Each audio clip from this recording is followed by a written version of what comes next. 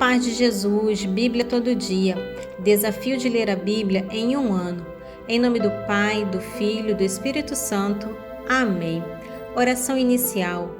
Abre, Senhor, a minha mente para que eu compreenda, minha boca para que eu proclame e meu coração para que eu acolha. Amém.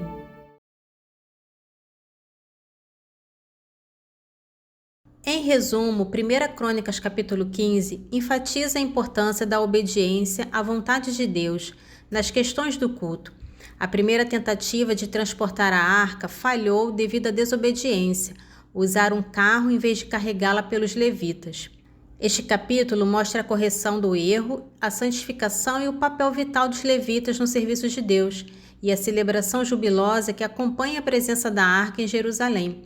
A descrição detalhada dos preparativos, dos músicos e das ofertas sublinha a reverência e alegria com que a arca foi finalmente trazida para a capital, solidificando a posição de Jerusalém como centro religioso de Israel. A atitude de Mical serve como um contraponto à alegria geral, talvez indicando uma resistência à devoção apaixonada de Davi e à nova ordem religiosa. Vamos à leitura. 1 Crônicas capítulo 15. Davi construiu casas para si na cidade de Davi, preparou um lugar para a arca de Deus e levantou para ela um pavilhão. Disse então Davi: a arca de Deus só pode ser carregada por levitas, pois são eles que o Senhor escolheu para carregá-la e para servi-la perpetuamente. Davi convocou todo Israel em Jerusalém para fazer subir a arca do Senhor ao lugar que ele havia preparado. Reuniu os filhos de Arão e os levitas. Dos filhos de Caate, Uriel, o chefe, e seus 120 irmãos. Dos filhos de Merari, Asaia, o chefe, e seus 220 irmãos. Dos filhos de Gerson, Joel, o chefe, e seus 130 irmãos. Dos filhos de Elisafã, Semeias, o chefe, e seus 200 irmãos. Dos filhos de Hebron, Eliel, o chefe, e seus 80 irmãos. Dos filhos de Osiel, Aminadab, o chefe, e seus 112 irmãos. Davi chamou Sadoque e Abiatar e os levitas Uriel, Assaias, Joel, Semeias, Eliel e Aminadab, e disse-lhes: vós sois os chefes das famílias levíticas. Santificai-as vós e vossos irmãos, e fazei subir a arca do Senhor, Deus de Israel, ao lugar que lhe preparei. É porque não fostes vós que o Senhor nosso Deus feriu na primeira vez, pois não a fomos procurar como manda a lei. Os sacerdotes e levitas santificaram-se, portanto, para fazer subir a arca do Senhor, Deus de Israel. E os filhos de Levi, como tinha ordenado Moisés, segundo a palavra do Senhor, levaram a arca aos ombros por meio de varais. Davi disse ao chefe dos levitas que estabelecesse seus irmãos como cantores com instrumentos de música, cítaras, harpas e símbolos, para que sons vibrantes e alegres se fizessem ouvir. Os levitas constituíram Emã, filho de Joel, e dentre seus irmãos, Asaf, filho de Baraquias, dentre os filhos de Merari, seus irmãos, Etã, filho de Cusaia, e com ele seus irmãos de segunda ordem, Zacarias, Osiel, Semiramote, Jaiel, Ani, Eliabe, Banaias, Maacias, Matatias, Elifalo, Macenias, Obededom e Jeiel, os porteiros. Os cantores Emã, Asaf e Etã tinham símbolos de bronze para fazê-los retinir. Zacarias, Osiel, Semiramote, Jaiel, Ani, Eliabe, Maacias e Banaias tinham cítaras em soprano. Matatias, Elifalo, Macenias, Obedelom, Jeiel e Ozaziu tinham harpas na oitava inferior para conduzir os cantos. Conenias, chefe dos levitas, para o transporte, dirigiu o transporte, pois era entendido nisso. Baraquias e Eucana eram porteiros da arca. Os sacerdotes Sebenias, Josafá, Natanael, Amassaí, Zacarias, Banaias e Eliezer tocavam trombetas diante da arca de Deus. Obededom e Géias eram porteiros da arca. Davi, os anciões de Israel e os chefes de 1000 foram para retirar da casa de Obededom a arca da aliança do Senhor e para transportá-la no meio de regozijo. Foi com a assistência de Deus que os levitas transportaram a arca da aliança do Senhor, e foram sacrificados 7 touros e 7 carneiros. Davi estava revestido de um manto de linho fino, e da mesma forma todos os levitas que transportavam a arca, os cantores e Conenias, que dirigia o transporte da arca entre os cantores. Davi estava ainda revestido de um efode de linho. Todo Israel, ao fazer subir a arca da aliança do Senhor, soltava brados de júbilo, ressoando trombetas, trompas e símbolos, retinindo cítaras e harpas. Quando a arca da aliança do Senhor entrava na cidade de Davi, Micol, filha de Saul, que olhava pela janela, viu que o rei saltava e dançava e desprezou-o no seu coração. Em resumo, 1 Crônicas 16 é um capítulo de celebração e adoração. Ele mostra a centralização do culto em Jerusalém com a arca, a organização do serviço levítico com a música como um elemento chave da adoração e a proclamação da soberania de Deus através do Salmo de Davi. O Salmo, com sua natureza compilada, serve para reforçar a fidelidade de Deus na história de Israel e sua soberania universal, convidando toda a criação a louvá-lo. O capítulo termina com o estabelecimento do serviço contínuo, tanto na nova tenda em Jerusalém, quanto no altar de Gabaon, indicando a importância da adoração regular e organizada. 1 Crônicas, capítulo 16. Fizeram entrar a arca do Senhor e colocaram-na no meio do pavilhão que para ela Davi tinha levantado e ofereceram a Deus holocaustos e sacrifícios pacíficos. Depois desse oferecimento de holocaustos e sacrifícios pacíficos, Davi abençoou o povo em nome do Senhor. Em seguida distribuiu a todos os israelitas, homens e mulheres, a cada um pão, um pedaço de carne e um bolo de uvas secas. Davi colocou diante da arca do Senhor levitas encarregados do serviço, que invocavam, celebravam e louvavam o Senhor, Deus de Israel. Eram eles Asaf, o chefe, Zacarias o segundo, em seguida Osiel, Semiramote, Matatias, Eliabe, Banaias, Obededom, Jeiel. Estava encarregado das harpas e das cítaras, enquanto que Asaf fazia vibrar os símbolos. Os sacerdotes Banaias e Jaziel tocavam continuamente a trombeta diante da arca da aliança do Senhor. Foi naquele dia que Davi encarregou Asaf e seus irmãos de celebrar o Senhor. Celebrai o Senhor, aclamai o seu nome, apregoai entre as nações as suas obras, cantai-lhe hinos e cânticos, anunciai todas as suas maravilhas, gloriai-vos do seu santo nome, rejubile o coração dos que procuram o Senhor, recorrei ao Senhor e ao seu poder, procurai continuamente sua face, recordai as maravilhas que operou, seus prodígios e os julgamentos por seus lábios proferidos. Ó descendência de Israel, seu servo, ó filhos de Jacó, seus escolhidos. É ele o Senhor nosso Deus, suas sentenças comandam a terra inteira.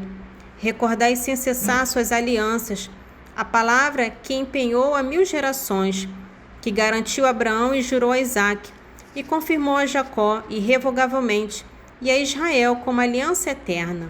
Quando disse, eu te darei a terra de Canaã como parte da tua herança, quando não passava de um reduzido número, minoria insignificante, estrangeiros na terra, e andavam errantes de nação em nação, de reino em reino, não permitiu que ninguém os oprimisse e castigou os reis por causa deles.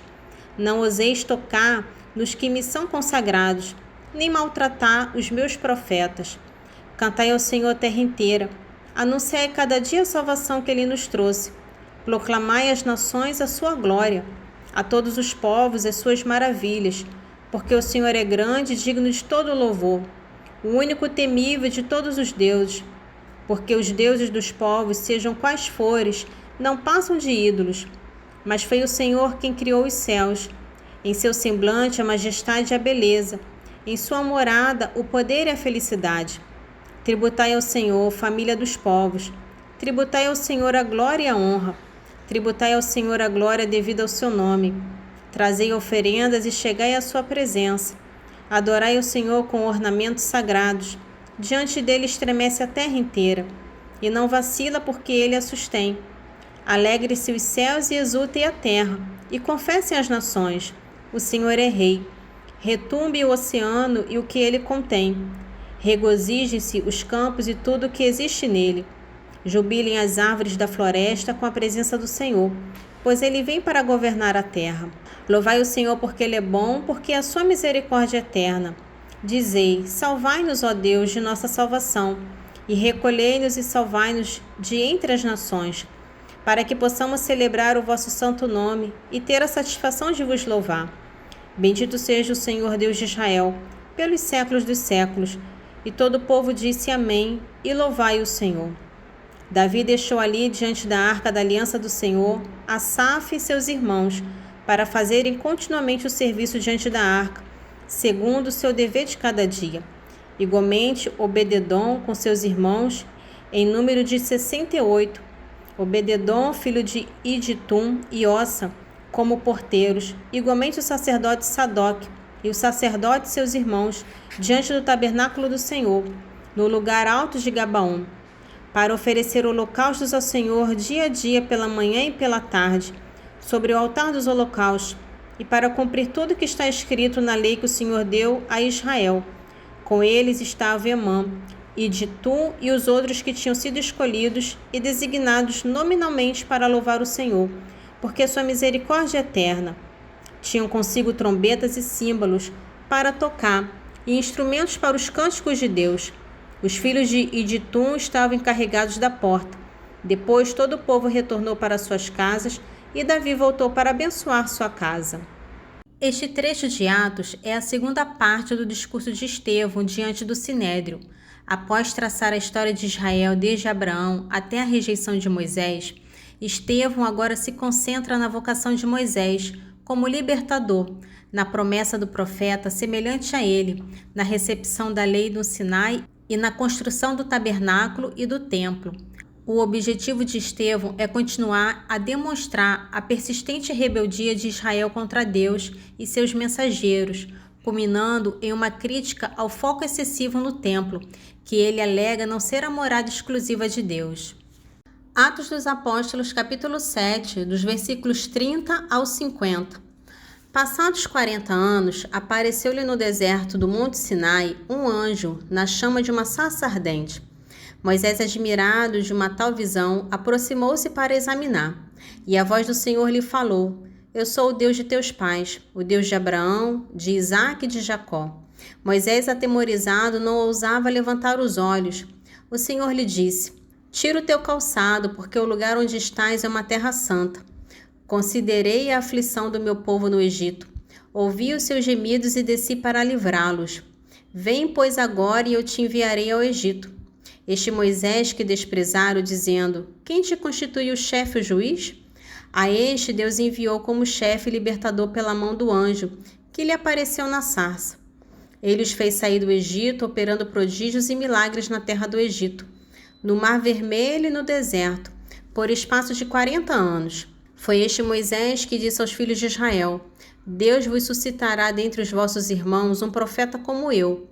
Este é o que esteve entre o povo congregado no deserto, e com o anjo que lhe falara no Monte Sinai, e com os nossos pais que recebeu palavras de vida para nolas transmitir. Nossos pais não lhe quiseram obedecer, mas o repeliram. Em seus corações voltaram-se para o Egito, dizendo a Arão: Faze-nos deuses que vão diante de nós, porque quanto a este Moisés, que nos tirou da terra do Egito, não sabemos o que foi feito dele. Fizeram naqueles dias um bezerro de ouro e ofereceram sacrifício ao ídolo, e se alegravam diante da obra das suas mãos. Mas Deus afastou-se e os abandonou ao culto dos astros do céu, como está escrito no livro dos profetas. Porventura, casa de Israel, vós me oferecestes vítimas e sacrifícios por 40 anos no deserto? Aceitastes a tenda de Moloque, a estrela do vosso Deus Refão, figuras que vós fizestes para adorá-las. Assim eu vos deportarei para além da Babilônia. A arca da aliança esteve com os nossos pais no deserto, como Deus ordenou a Moisés, que a fizesse conforme o modelo que tinha visto. Recebendo a nossos pais, levaram-na sob a direção de Josué, as terras dos pagãos que Deus expulsou da presença de nossos pais, e ali ficou até o tempo de Davi. Este encontrou graça diante de Deus e pediu que pudesse achar uma morada para o Deus de Jacó. Salomão foi quem lhe edificou a casa.